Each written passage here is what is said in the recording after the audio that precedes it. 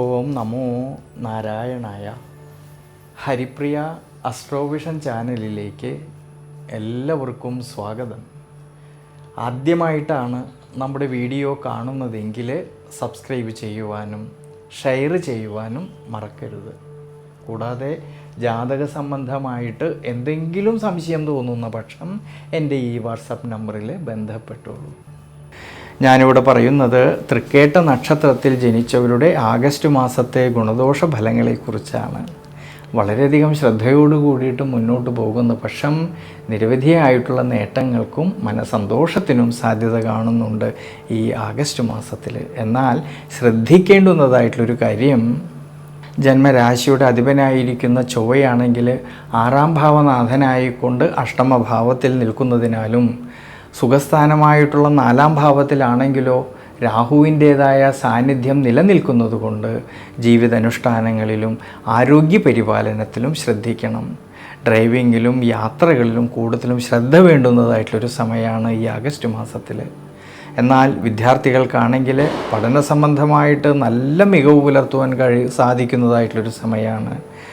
ഉപരിപഠനം ആഗ്രഹിക്കുന്നവർക്കാണെങ്കിലും അതിനുള്ളതായ അവസരങ്ങൾക്കും അനുകൂല സ്ഥിതി കാണുന്നുണ്ട് ഈ ആഗസ്റ്റ് മാസത്തിൽ. കുടുംബത്തിലാണെങ്കിലും കുടുംബ ബന്ധങ്ങളിലാണെങ്കിലും സന്താനഭാവങ്ങളിലും എല്ലാം തന്നെ അഭിവൃദ്ധിക്കും ശ്രേയസ്സിനും മനസ്സന്തോഷത്തിനും സാധ്യത കാണുന്നുണ്ട്.